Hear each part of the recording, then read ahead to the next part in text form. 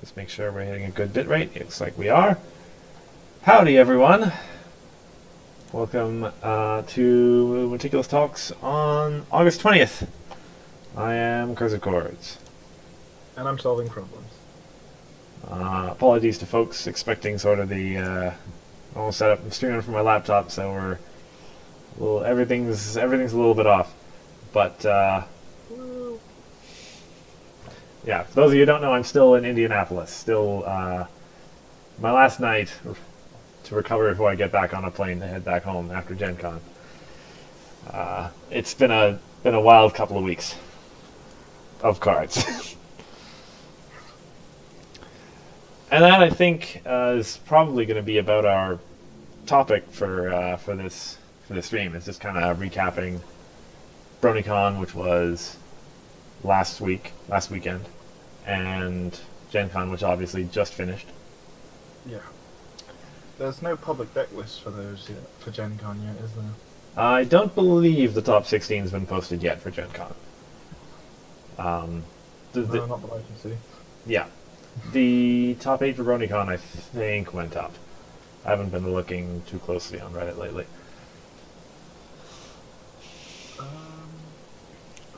Or maybe not. I mean, most of the people who would do that were getting busy getting ready for Gen Con, so... yeah, so I can't see on the Reddit unless I'm just being blind. Right. Right. So anyway, I mean, yeah, you were off on a different time, so I imagine you didn't follow the streams or anything for... I had a big social event that I hosted, and then sleep, and then work. Mm-hmm. Alright, yeah. So I kind of haven't been able to follow everything properly, Sure. unfortunately. Sure, that's fine. So yeah... What was the best deck of this tourney then? What came first? Of BronyCon or of Gen Con? Gen Con, Okay. most recent one. So Gen Con was won by our good friend Emperor Bugle, playing... Yes, of course. Playing Vinyl's Bag of Tricks. His latest build of it. Yes. What's different? It's pretty close to the same. Definitely runs this. He definitely ran it like, well, it's the same deck. He ran the same like sort of general style.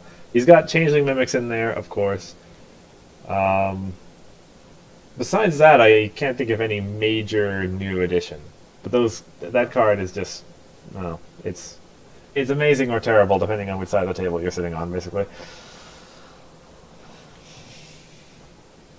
Yeah.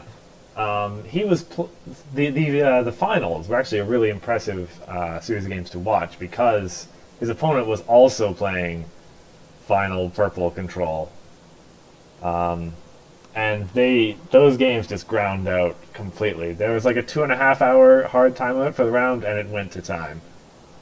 Oh my gosh. Yeah, only 7 points total scored in the entire best of 3 match. What?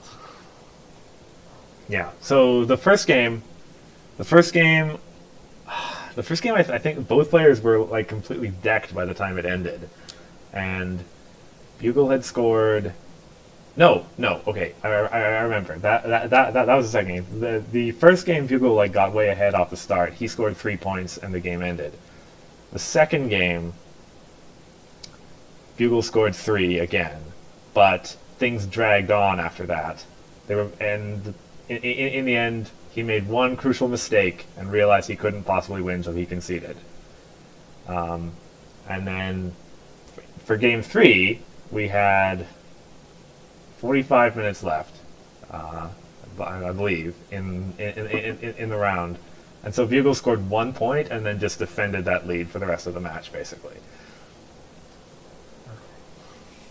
Yeah.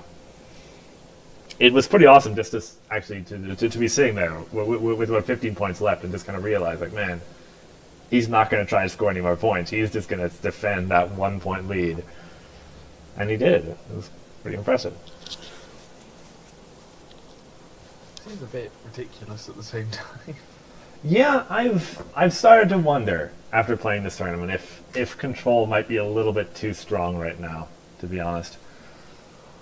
Like, it's a bit strange that if to win the game, you have to score 1 point, and then not let your opponent score a point after that. Yeah, things start getting, well, we don't often take time constraints into consideration when we're playing games, and yeah. Let me just bring up the chat here real quick to see if we actually have anyone. Oh, well, we do actually have a viewer. Good, good, good, good, good. I'm going to keep that up in a corner. Yeah, yeah, so, like, the introduction of the time constraint that you get in tournaments, it does change things a lot. And on the one hand, it's a moderating influence, because, like, I know the deck that I was running, Cool Mistress, there were several games where I probably would have won in an infinite time scenario, but we didn't, right? Yeah. It's weird when, like, you have to think like that. It's like, if this game didn't have a time limit, which it obviously has to, it's not like you can sit at the convention until 3 in the morning. But if it had an infinite time limit, there's so much weird stuff you could do. Mm-hmm, mm-hmm. Yeah. Yeah. And it's kind of always been the issue with control in games like this. Is it's just like, alright, cool. If I'm allowed to play the game for 10 hours, I will beat you. Is the kind of deck you can make, but you obviously can't, really. Because if you try to make that, you will go to time and draw or lose, or maybe just win, depending on how the rules of the game work. Possibly, yeah. Yeah. Like, the thing that got me a lot, and this is especially true against farming decks, is it like, you reach a board state where there's like epic troublemakers everywhere, and there's like, it's virtually impossible to score points. And, the farming player got like 3 points off of a few things before you could lock him down, and it's very, very difficult to make that deficit back up, even with time.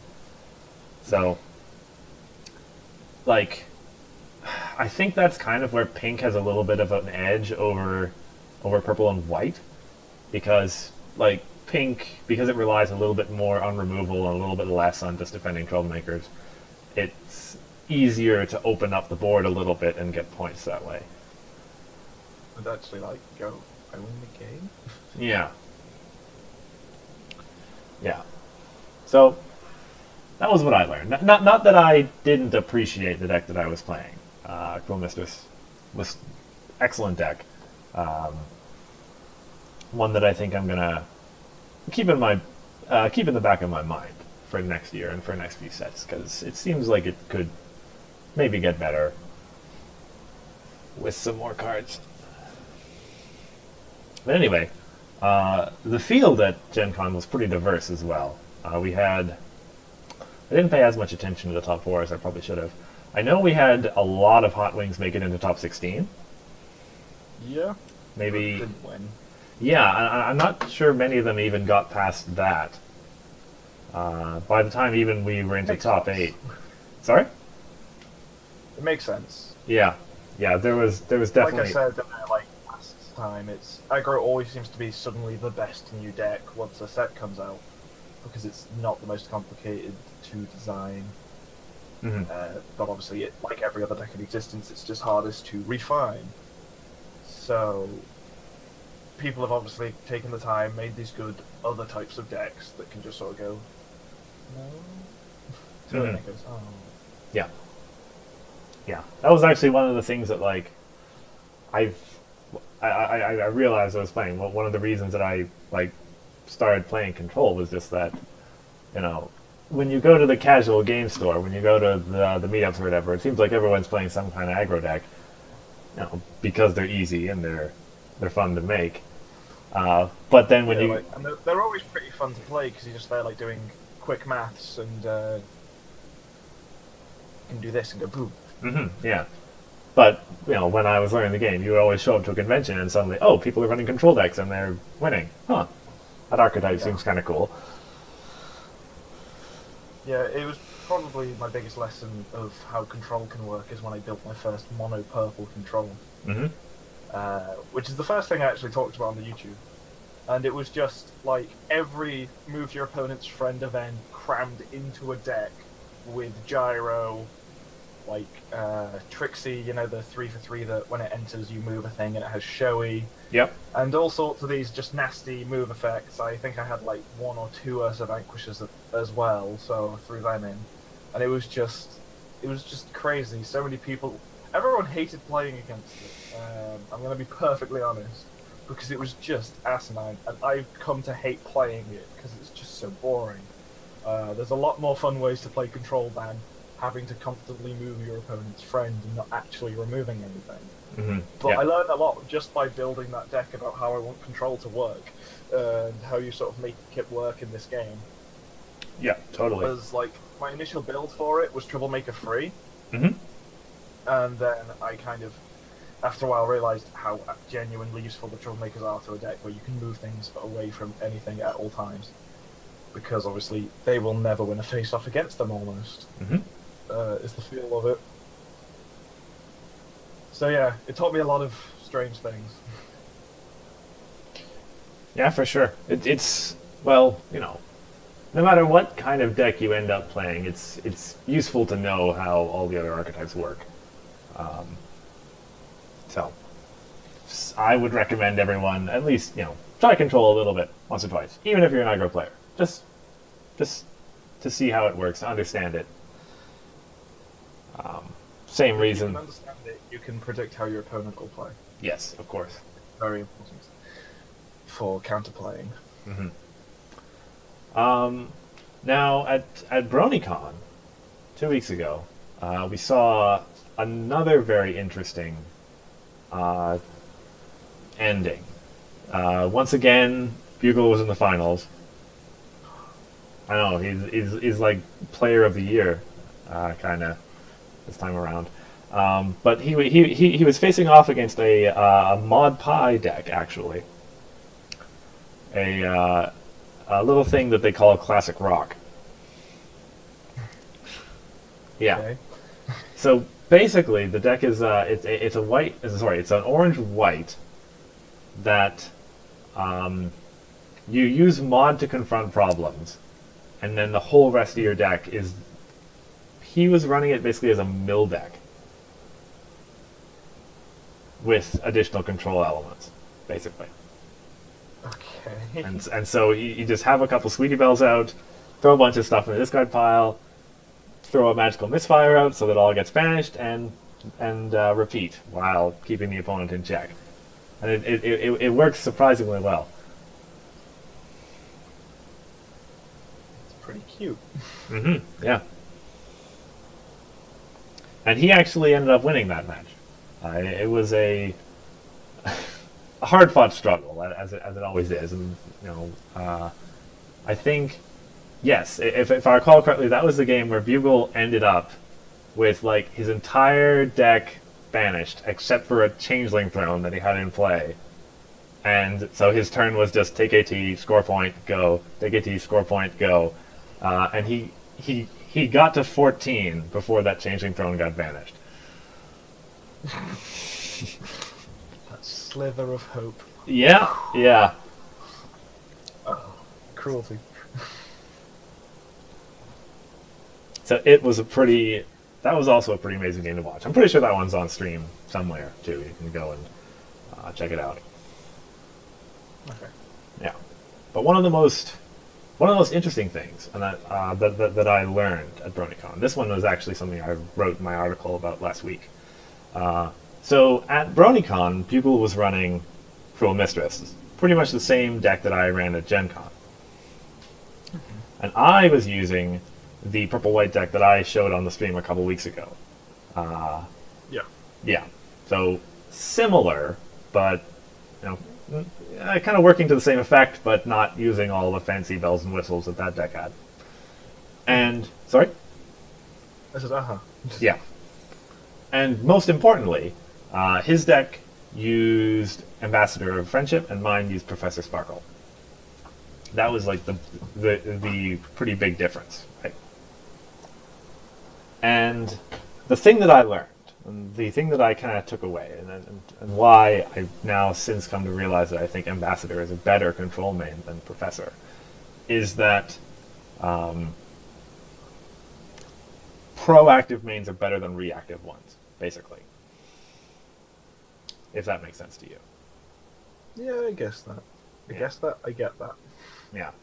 So, Ambassador, you know, the kind of the strategy of a control deck, the objective of a control deck is to just deal with whatever your opponent's doing, and so, you know, a good control main should just give you general purpose good things, right?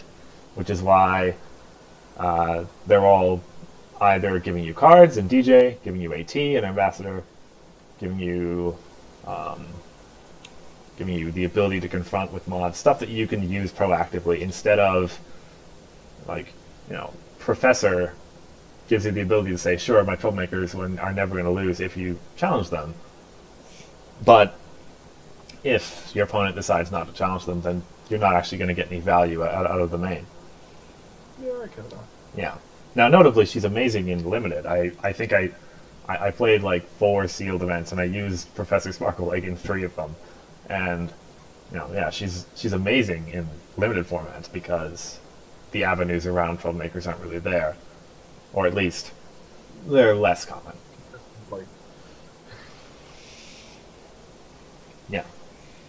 But yeah, that was kind of the big thing that I kind of realized, and I think it's like it's held true. Like if I think back to the main tier list we did a couple, was that last stream or 2 streams ago? Anyway, I think it was 2 streams ago. 2 streams ago, yeah.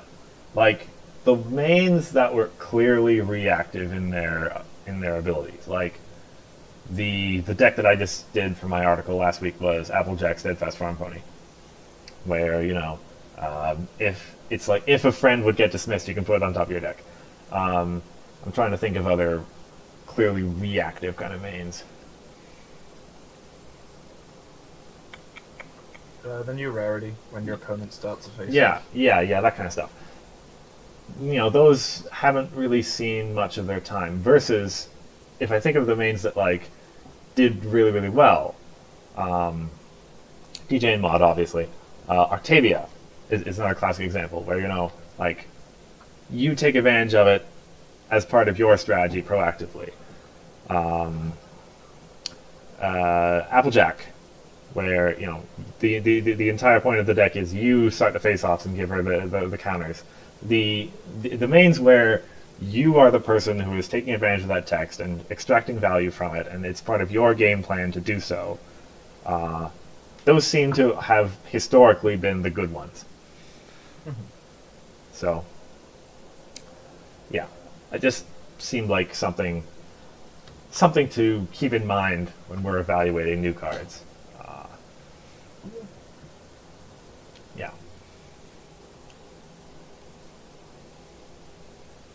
Yeah. So that was the biggest lesson that I learned, I think, from going to these conventions.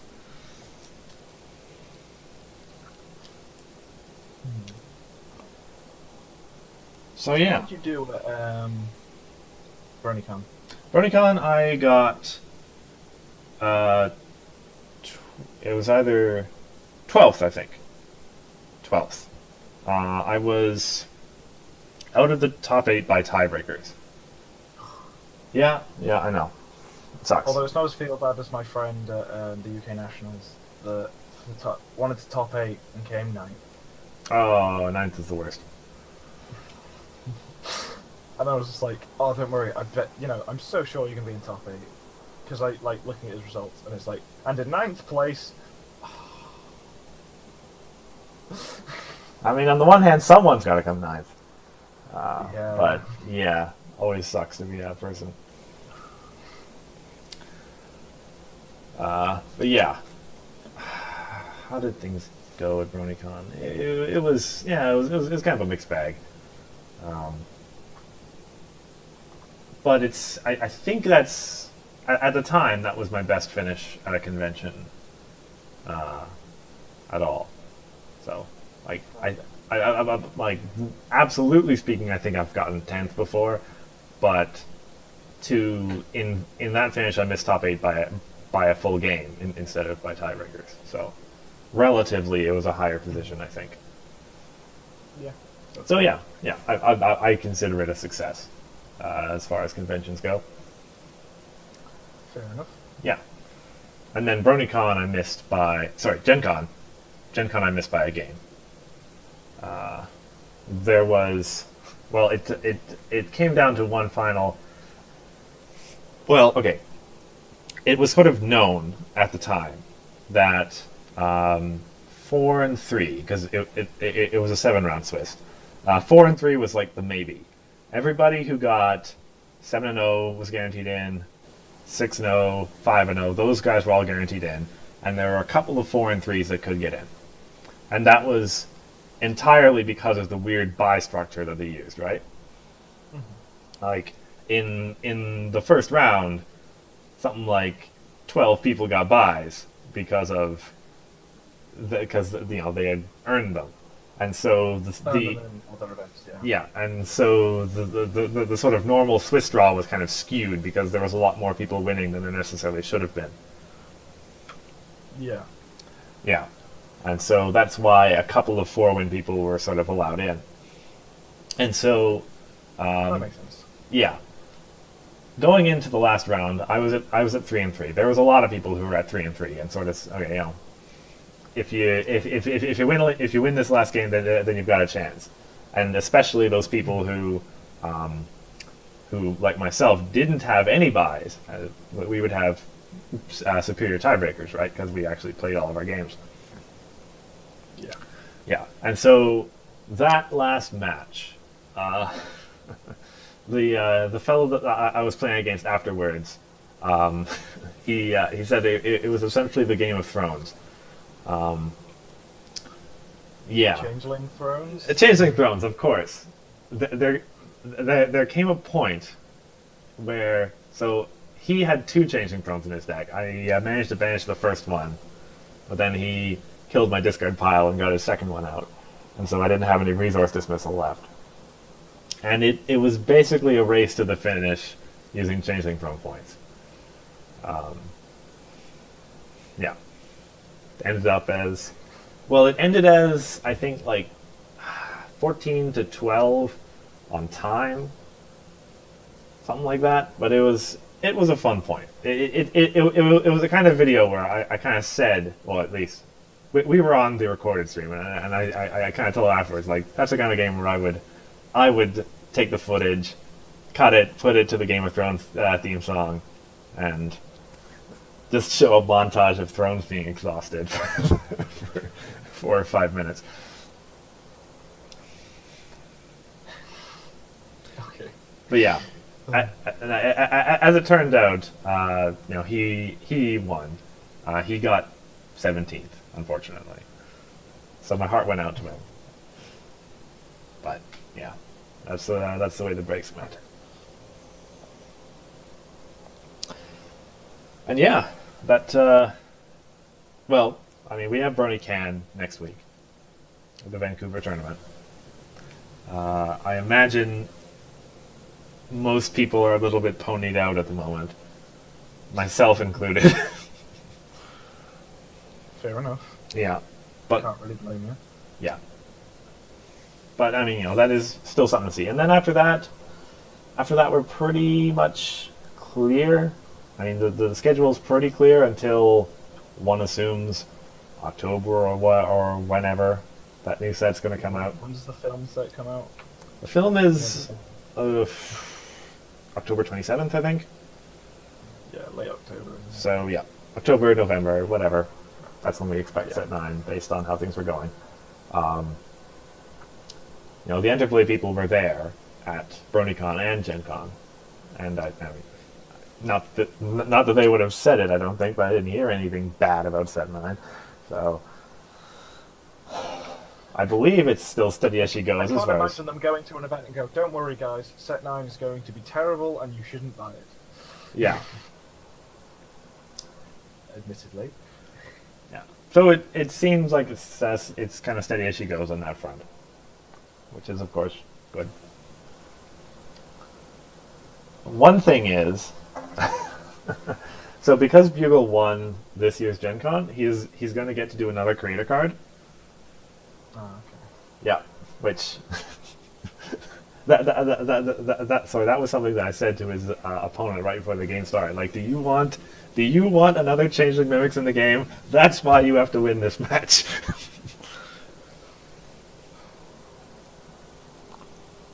So yeah, we all shall await with bated breath what devilish idea he will come up with. It's not allowed to be a main character, is it, anymore? I'm not sure. I'm pretty sure that's I feel like I've heard that it's like become a rule that it's not allowed to be mains all or right. something. I don't know. Yeah. I'm not sure when I heard that. But anyway.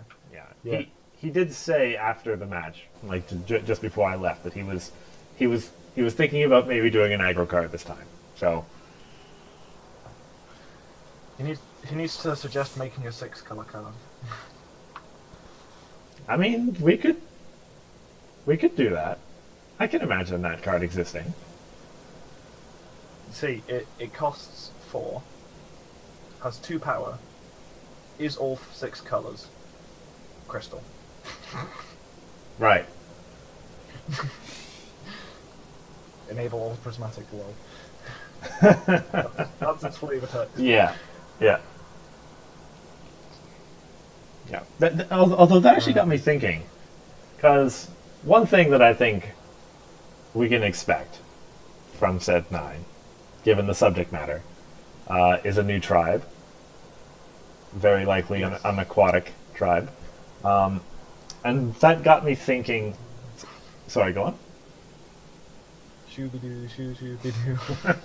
Yeah. Good old sleep bunnies. And that got me thinking about tribes in general, and how, like, Pegasus decks have been a thing. Alicorn decks tried to be a thing once upon a time, but never really took off. Crystal decks were absolutely kind of one of the game's worst train wrecks, really. And everyone still tried. Yeah. Has it ever, like, have there ever been any others? I don't think, I can't remember any other tribal decks that ever, like, existed. Not that actually like got built and got any sort of notice. Yeah. I guess you could kind of count like the older farming stuff to be kind of Earth Pony tribal-ish because of the card loader. When you're being like, ooh, exhaustion of cards. That's true. That's fair to say. And that's kind of it. But that's a bit of a stretch, honestly. Yeah. Some of the weird, like, Applejack and Noah and nothing else decks were Earth Pony Tribal, kind of. Because it's just Applejack. I think it's more that decks have been incidentally tribal rather than purposefully tribal. Yeah. Unlike with Pegasi, where it kind of mattered for a lot of effects, etc. Mm-hmm. Yeah. Which is kind of strange. I still think Soren's a really cool card. The one that gives all your Pegasi near him supportive one. I still think he's an absolutely awesome card.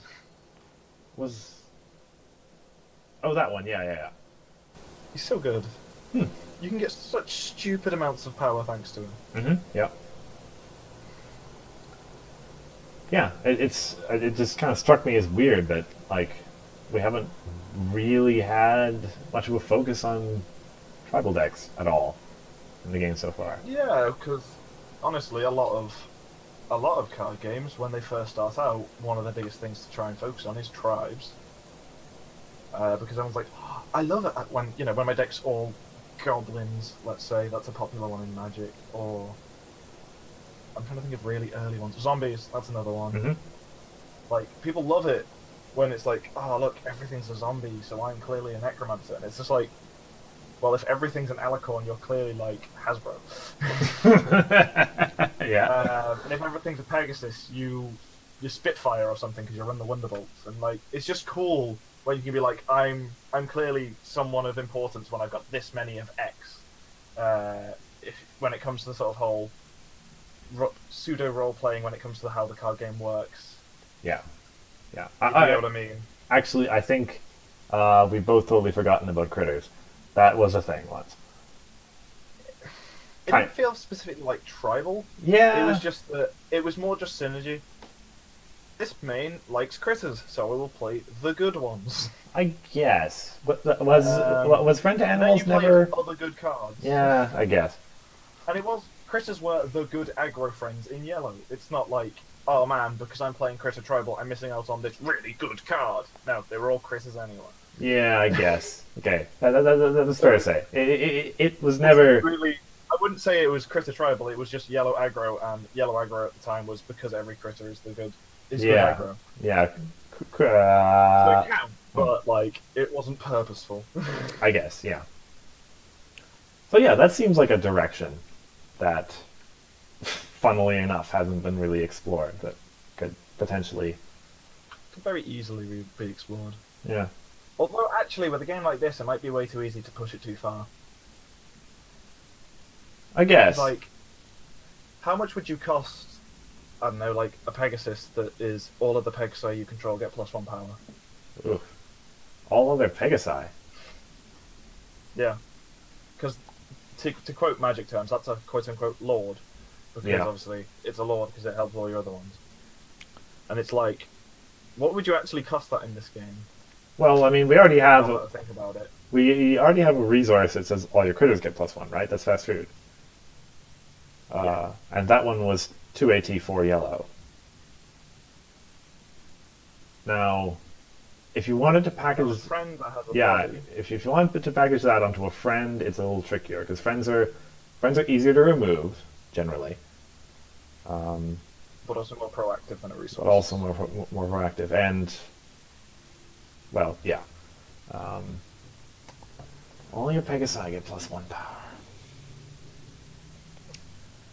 That's definitely. The closest they've done to this is the Ultra Rare Fluttershy from Marks in Time. Yeah, Marks in Time. Leader of the pack, And right? it's all Yeah. your critters here get +1. Yeah. And then she makes critters, and she costs 4, She's 4 and and she's a 4 for 4. yeah, she's 4 and 4. Yeah. And it's like,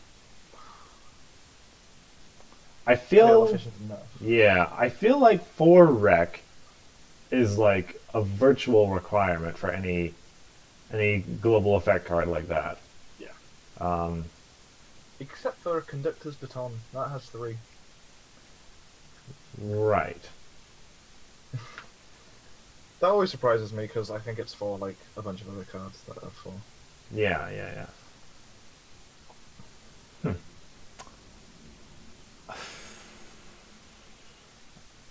I want to say like 3 cost maybe for this Pegasi have +1 And then thing. what would its power be then? 3 cost 2 power maybe. No, that's too much. I guess that'd But be. think about how much power you could actually get from it. Yeah, see that's the thing. That like you want to use that with like what is it? Close air support? No, you just use Octavia with Process. Well, yeah, whatever, right? But it's like, if you're playing, say, mono blue, because obviously the Pegasus pumping thing's going to be blue. Mm-hmm. Yeah. That's Yeah. just obvious. As you say, Let's look at some good blue cards. Spitfire. Thunderlane getting +1. Like, a lot of just really good blue cards are just Pegasi, and it all just pump. Obviously, pumping Thunderlane by +1 isn't that big of a deal. But when you play Spitfire, and she has 4 power, and everything she makes has 2 power, that is just 10 power. yeah. For 3 action tokens because of your other thing. Which is pretty dumb. So it could be like your non-token Pegasus friends have +1 power. That helps a little bit because it's really the tokens that we're kind of scared of, I think. Would that make it too bad? That's a good question.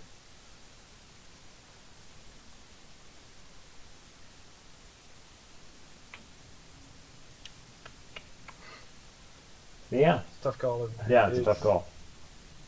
Because, yeah, I think that's probably the only reason they haven't really tried to push it properly, is because sort of designing generic cards for it seems kind of difficult when you just sort of start to think about it. It's like, what do we actually cost this at? Yeah, Because the game works so differently from, say, Magic, where it's very easy to figure out what you cost it at, because you can change its stat line and all sorts of other things about it. But with this game, the stat line works so much differently than it does in other games. Mm-hmm. The only other thing is, and this is a little bit of a sort of constriction on the design space, but similar to what we saw with Solar Sister, you could put that kind of stuff into a main character and just say, hey, this is the Pegasus tribal main. If you want to run a tribal deck, this is what you do, right? And then you don't have to worry about there being multiple copies. You don't have to worry about uniqueness or anything. I don't know. That's, but I guess like as we saw, it didn't really work with Solar Sister, but I don't know. Then again, it's because the pool of alicorns isn't actually like great, or particularly in its color or entry. Mm-hmm. Whereas with obviously the three main tribes, so Earth, Pony, Pegasus, Unicorn, obviously, Mm-hmm.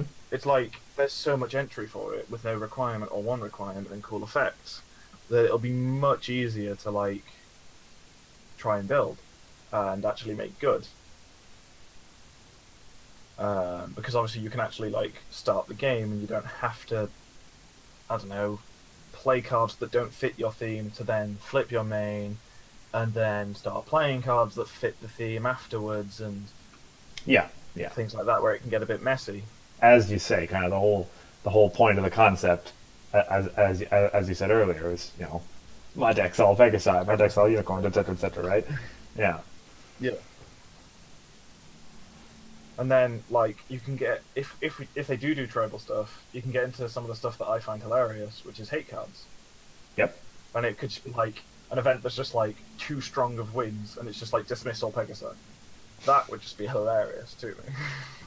It's like, oh gosh, the wind's too strong. They're all gone.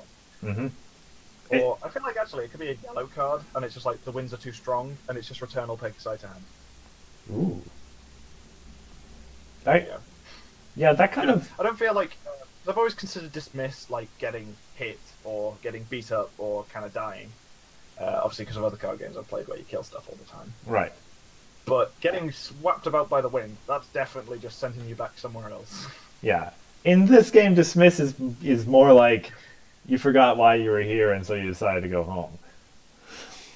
No, because like as I said, getting hit, like food fight, you get hit by a fruit, and you're like, that's I fair. can't work anymore. Or what's the 3-cost one in Equestrian Odysseys that hits anything? Rolling Tones. Yeah, Rolling Tones. It's like you got hit by the flipping moving DJ desk, and now you just can't help anymore because you're just gone. By the AV card, the removal, at least when you get dismissed, is just like you've just been hit by something, and now you can't help anymore. Yeah, all right, that's fair enough. Yeah, that's gotta go clean your hair. That metaphor works with belly flop well enough as well. So It's like bonk. I think you're good on that one. Yeah. But not enough to kill. Yes, of course. This must stay PG. I mean, if it happens off camera.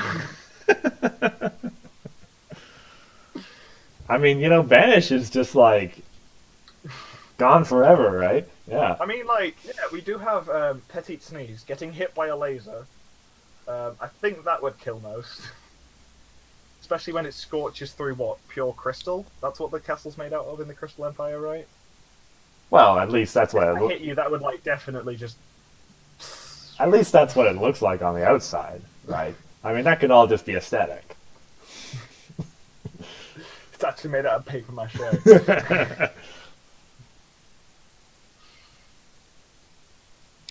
So anyway, yeah, that was another thought that kind of came to my mind. Is that I had kind of thought before this set came out that we were going to get maybe it'd be nice to have Dragon Tribal or something, but yeah. So what, would Changeling Tribal just apply to all? Oof. No, you'd have Changelings where you could choose a tribe as it enters. Ooh. And it I'm now getting into weird design. Yeah, yeah. This is more of a brainstorming session than a. Yeah, I guess if they go for a tribal theme, they can take Changeling's thing of choosing a color and switch it with choosing a trait, isn't it called in this? Yes, that's the name. Yeah, and I guess they could have they could have a Kevin where it stays colorless, but you choose a trait. So if you're really struggling for early game Pegasi in your deck, you can be like, well, I'm gonna make this Changeling a Pegasus. Hmm. Or it could be like a changeling could like adopt the traits of the card that it's with, or something like that. I don't know. Yeah. That kind of feels like It's kinda identity like theft, prismatic, basically. but- Yeah. I don't know. Yeah, but when you do tribes, Changeling's probably the one you can do the most with because of obviously how they work in lore. Yeah. Speaking of change, They can even turn into a bear. yeah.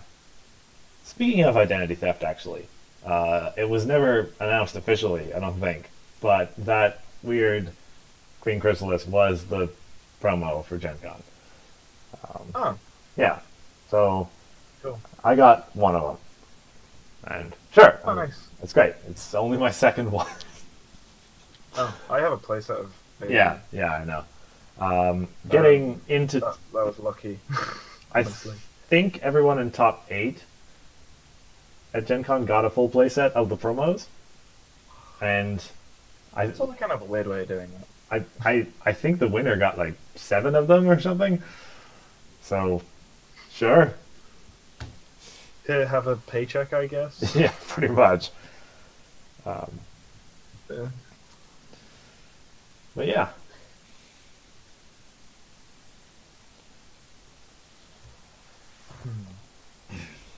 Oh yeah, that was it. Mhm. So, what always happens when there's a big tourney going on in the cons, Mhm. the good old controversy of how the competitive metagame is killing the game likes to pop up. I was wondering what your opinion on everything is, Well, I mean, because I guess the main complaints that I always see is like, oh, but the same people always win. And it's things like that, and it's like, all the decks are just really boring and blah blah blah. And I'm just kind of intrigued what your opinion on all this is, because I've just seen so many people blathering about it yeah. So in just like book groups now that So- I'm part of. mhm. It's true that there is sort of a elite handful, so to speak, of sort of the players that you expect to do well at a tournament, right? I mean, we were talking earlier about how, and every time I say, "Oh yeah, Bugle won the convention," I hear you sigh, right, and be like, "Oh yeah, of course he did," right? Because he's such an amazing player, right? Yeah, but I'm not saying that good players shouldn't win. Like, Of course, do not right? do not think I'm saying that. Yeah. E-Bugle is clearly very good at the game, and he deserves to win. It would just be nice to be Yeah. like, and some random guy nobody's heard of won. Really? Well- That's cool. To be fair, that is what happened at BronyCon. Yes. The guy who was who Well, I didn't see the results for that because I Mhm. didn't really get posted. but yeah, Which is why, otherwise I'd be like, oh, isn't that cool? yeah. But you just have to tell me about it. The guy who came in running Classic Rock, his name is Adam. Besides that, I don't know anything about him, and he's not on Reddit. He's not on Skype. He's just some guy. So It was me with a mustache. No. yeah. Uh, So yeah, I mean that does still happen. Um, it's I don't know.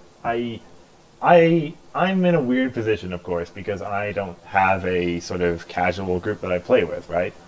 I pretty much, for the most part, play against, well, the commentator's Magic people whenever I can find them on Skype, in essence. and I guess you get involved in Silver Spanish, right? Yeah, that too. And so, they're the ones who kind of travel around to all the tournaments, and they certainly are pretty serious about the game and such. And they deserve to win, and when they do, I don't think it's such a crime. Now, of course, Lately, things have been a little different. Um, the Commentaries Magic people had a stream a little while back where they talked about their new sort of philosophy when it comes to combo decks and such, right? Like, back when Gen Con was just, here's the new card that's getting banned, and that's the deck that won, right? Much criticism was justifiably levied, and you know that at least according to them, those days are over. At least as far as they are concerned, right? And so one hopes that things will be a little bit more, um, I don't know, agreeable to everyone as far as that tournament goes.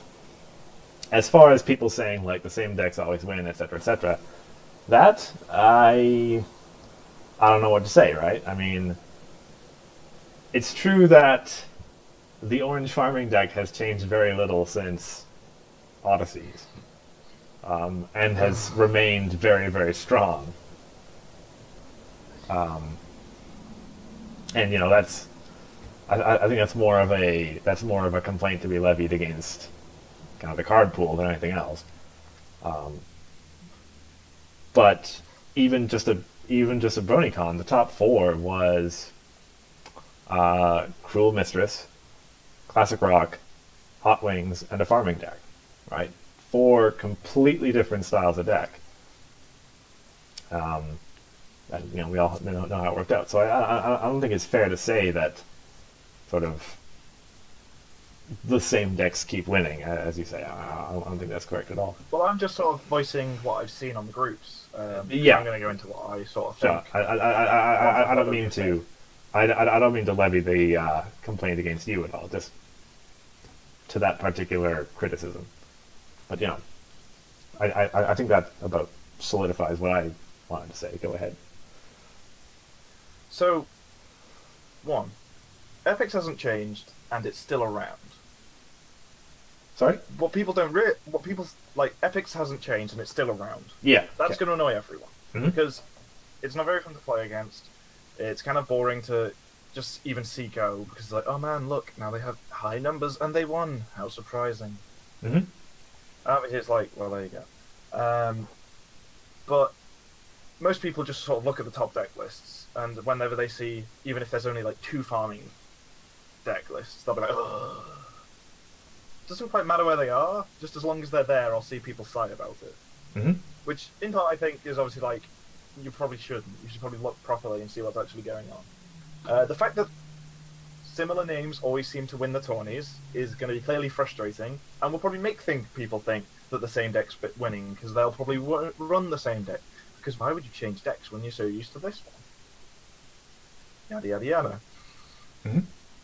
So I feel like the main issue is, one, we don't actually have enough deck data, like, just out there.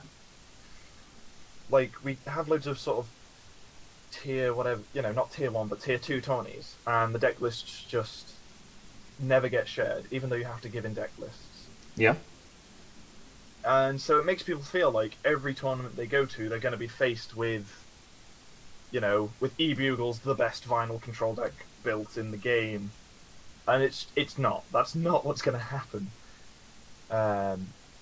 What is it? Vinyl's Bag of Tricks? I forget. Finals Bag of Tricks is his name. Yes. Yeah, I did remember it. Yeah. So it's like people seem to think that if you go to a tournament that's even slightly competitive in any way, you're always going to get stuck with, fighting these ridiculous decks that you have to invest Mhm. Yes. fairly good amounts of cash into making. And it's just not true. Like, when I went to the regionals at Buck ages ago now, there was 2 villain farming. Oof, so many. And then everything else was pretty diverse. And, like, when I was doing really well in the sort of first half of the tourney, and I'd won every game, the other person who'd won every game was an Octi deck. And I was like, I didn't really even expect to see that, because I sat there preparing for all these things, and I just never saw them. So it's like, okay, don't over prepare yourself for tier 1 everything, because people aren't running tier 1 everything. Just build a deck that's very strong and at least has a good matchup against them. And, like, you can win a game. You're not just going to lose. Yeah, actually, Because you don't need to hate that deck to try and beat it, because you will lose to just, oh hey, they're playing very simple aggro, and I'm prepared for Grindy McGrinderson the third. I have lost. yeah, And then you won't even get to play against those decks that can deal with everything. And Yeah. it's like... I feel like, Oh. kind of as you said, there's like if you imagine the common Swiss round style, right? Let's say there's a good number of people in the tournament. Like, say, I believe we had 26 at BronyCon or somewhere around there. You've got like the top 8, which is what gets posted to Reddit, and that list is going to be a couple of control decks, Bugle, whatever. Let's say like 3 Hot Wings builds, a couple of farming people, etc., right? And that's what people see. But the thing is that down the bottom there's a bunch of decks, but in between, say 9th to 16th, say there's a bunch of Hit a bunch of people who just didn't make it. They Yeah. were very close. yeah. There's going to be a bunch of tier 3 decks that are like not the same as those things up at the top, and are like semi-strong, but not, they weren't good enough to make it, right? And that's where the people who go to the tournament say, well, I mean, the field was really diverse, right? I faced against all these other weird stuff that I'd never seen before. And so, right. But those decks don't get showcased because only the top 8 gets posted, right? Yeah. And that's why I said part of the issue is deck data is just not there. Yep. I have to agree there. Like, oh, I wish I could look at like all the deck lists that attend a tourney, because it's always really interesting to see what people have come up with, and it's like, wait, and when you see that deck that you're like, this just seems really bad, but they came in a position where they must have won games against all these other decks, and you're just like, that's kind of cool, and things like that. Like, I love seeing deck lists that it's like, oh, they just didn't, they managed to hit top 16, but just didn't make it to top 8. It's like, oh, okay. Those are always the most interesting to me, because I feel like they're the kind of deck you can pick up and go, how do I tweak this? And how do I make it my own? And then how do I make it win? Yeah. I mean, I suppose if the convention posts are still going to be top 8, then it falls to the players to say, here's my deck that got 10th place at whatever convention, throw it up on Reddit or whatever, and say, either what do you think I should change to make it better, or you can post it for whatever reason you like, but the primary purpose is to get the list out there so that other people can be made aware of it. Yeah. And also the other point is, I feel like a lot of people don't agree with Enterplay's ban list system. Where basically the most reactive they are is, this is a combo that shouldn't be in the game, let's get rid of it. It's sort of the easiest way to summarize it. I guess, yeah. And a lot of people feel like they should ban cards because of power level.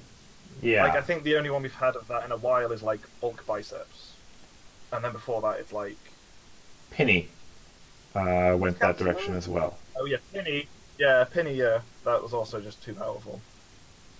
And then obviously like the rest of the ban list is practically just combo pieces. Pretty much, yeah. See, So I feel like a lot of people want the game to be less power heavy, which is an awkward thing to mess with.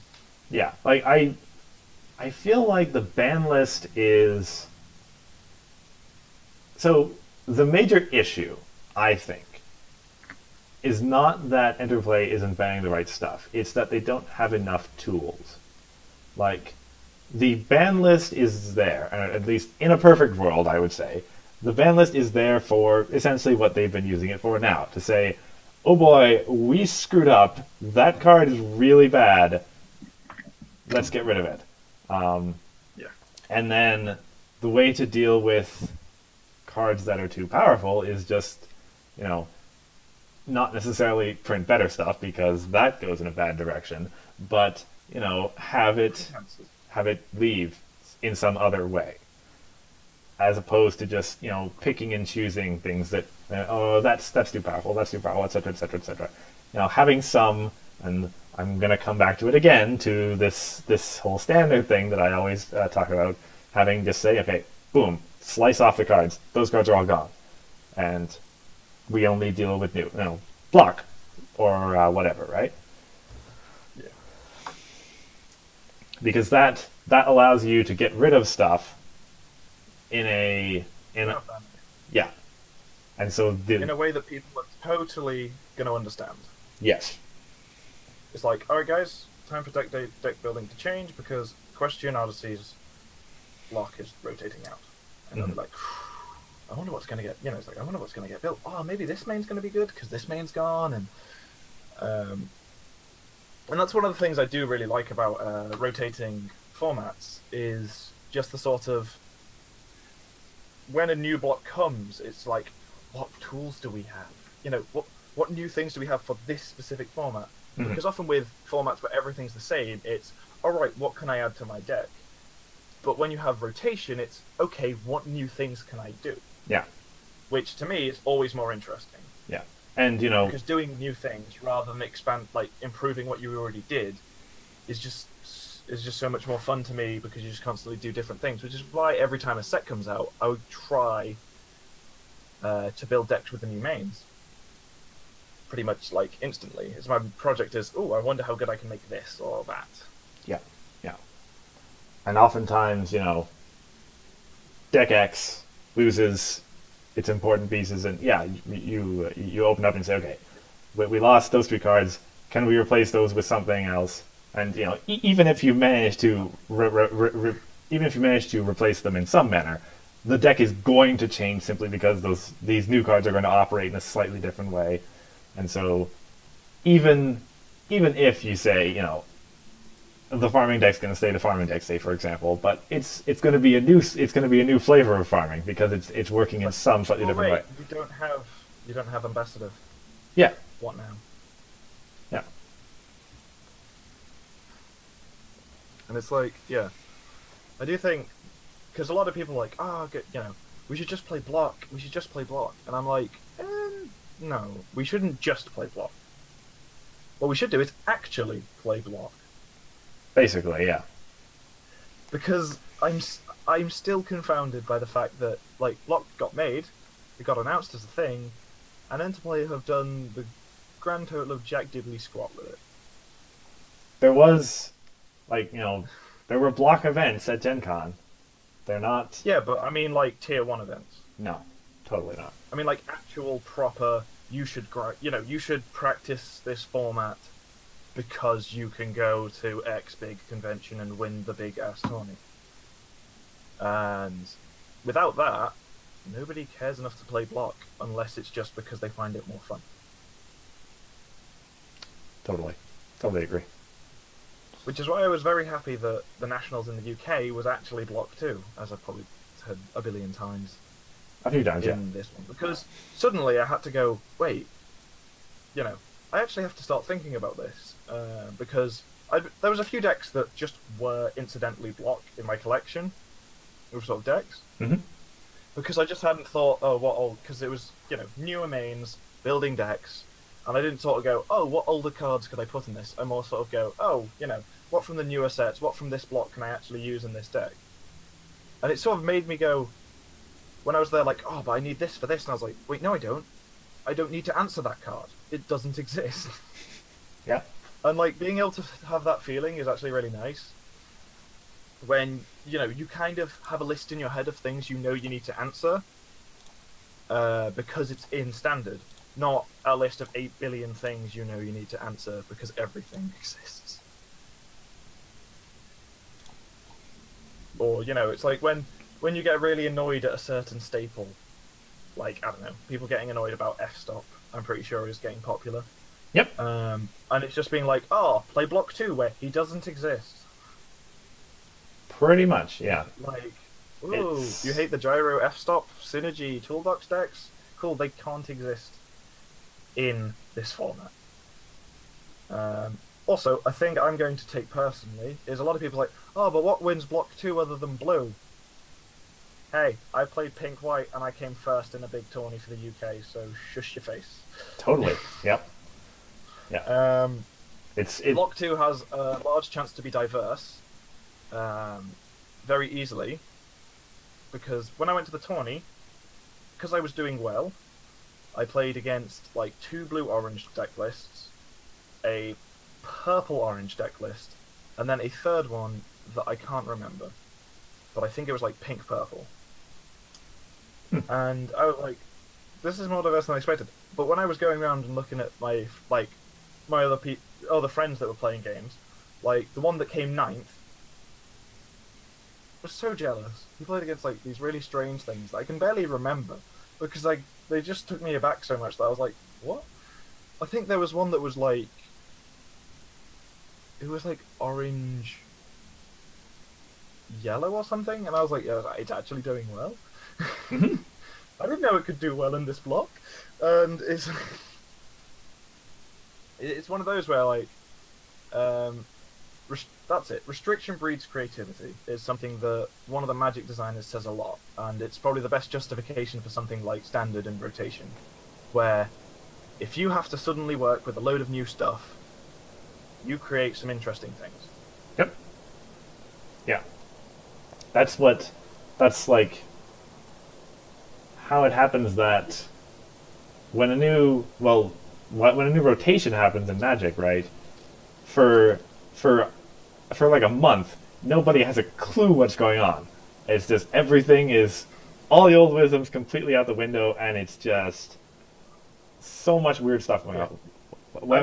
It's more interesting to watch with something like Magic because the coverage and deck list sort of data is so insanely good. Yeah. When like there's the tier 1.5 tournaments going on, and you're like, man, this deck got first, and this deck got first, and then the Pro Tour happens, and the Pro Tour like has one of that deck list that's been getting first in all these other events, and it only just hits the top 8 and loses straight away, and then the top 8's filled with like 3 other things or 4 other things that you're just like, what even are these? Totally. It's really interesting to see like it's what is it, post rotation. Oh, it's a fun time.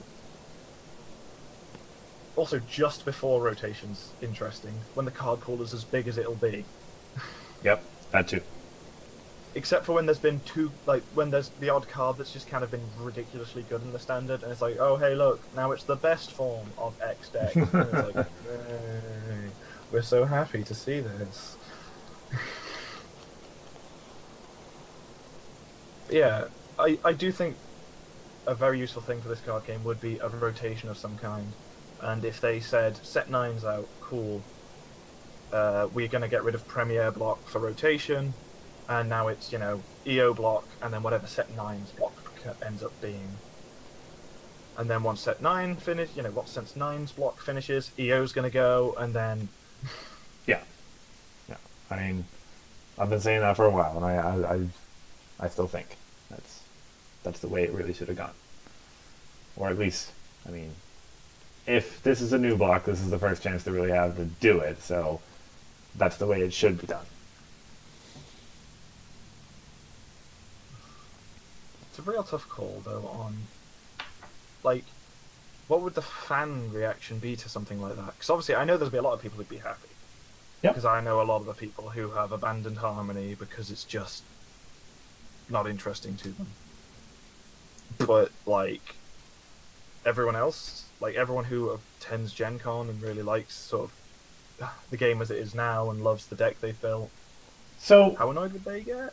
It's a tough sort of push-pull of trying to keep people happy. It's tough to say. Like, obviously, anybody who has been sort of, I don't want to, what's a good word, like doctoring the same deck for however many long sets, right? And Menacing's probably the best term. Sure, and it gets annihilated because all the Premier cards go away, right? It's true that can be annoying, but it's like, that's going to happen every set rotation, first of all. You'll get used to it. Yeah, it's the kind of thing that I think people who are in it for the creativity and are in it for seeing, you know, I'm not quite sure where I was going with that sentence. Anyway, yeah, the people who are in it for creativity will appreciate it. And obviously, people who, like you or I, sort of understand how other card games work Yeah. can see it. Like, okay, you know, this works for other card games. It's gonna be good. You know, it's gonna work out. And I feel like the number of people who might get drawn back in will probably be higher than the number of people who might get turned off by that kind of thing. Yeah. Yeah. I think it would be worth it. You would alienate some of the audience, but hopefully, if they are like as dedicated as they seem to be to Harmony, they'd probably just give it a try and end up finding it fairly fun. Mm-hmm. Or if all else fails, they'll have an absolute load of Equestrian Odyssey's block stuff. Look up the best deck list and just start playing with it, and they'll probably find that fun. Yeah, totally. Depending on what they're like. It's kind of simple, really. I think it would be also a good financial decision, because obviously card games got to make money. Mm-hmm. Totally. And if you've got rotation, it means your new set is gonna sell pretty much every time, no matter what. And obviously it's gonna sell no matter what, blah blah blah. But it means it's much more likely to sell well. Yeah. Because it's like, oh man, you know, even if all these cards, except for this and that ultra rare, are really good for Harmony, then the set might not sell too well. But if you're like, well, here you go for standard, as I'm going to call it, or the current format. Here's like 15 rares that are really good, 5 supers, and 7 ultras. All of these are going to be really good in this, in the current format. Yeah, or at least no one has a They're gonna clue sell, like- whether they're going to be good or not. Yeah, so no one has a clue. Is this going to be good in this deck? Is that going to be good? Cool. Buy boxes. Play the cards. Find out. yeah, Yeah, it very much breeds a sort of environment where buying is a good idea. Buying product is a good idea because you need all the cards for many different reasons. totally, yeah.